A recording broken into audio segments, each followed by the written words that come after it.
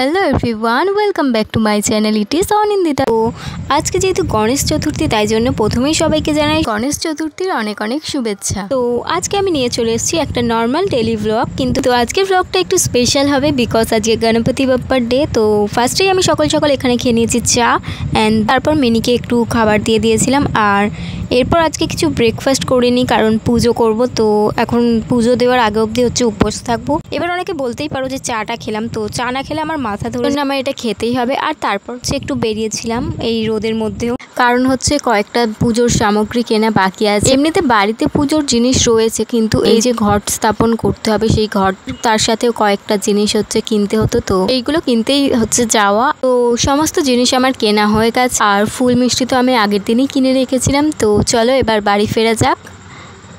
তো এই যে দেখছো গণপতি বাপ্পার মূর্তিটা, এটাই আজকে পুজো করব। এটা মানে পুজো করাই ঠাকুর, তো সেই কারণে কোনো ঠাকুর মশাই ছাড়াই আমি বাড়িতে হচ্ছে এমনি পুজো করব।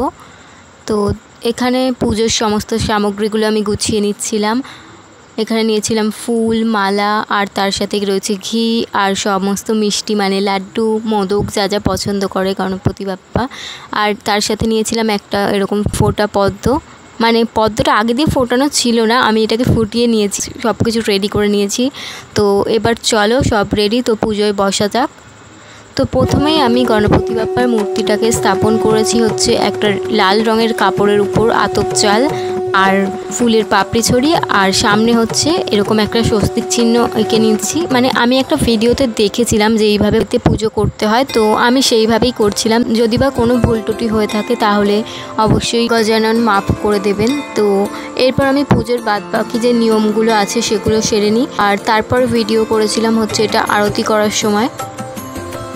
তো আশা করছি সবার গণেশ চতুর্থী অনেক অনেক ভালো কাটলো, সবাই ভালো থাকবেন সুস্থ থাকবেন এবং গজাননের কৃপায় আশা করি সবার জীবনে অনেক সুখ এবং সমৃদ্ধি নেমে আসুক। জয় শ্রী গণেশের জয়, জয় শ্রী গণেশের জয়, জয় শ্রী গণেশের জয়।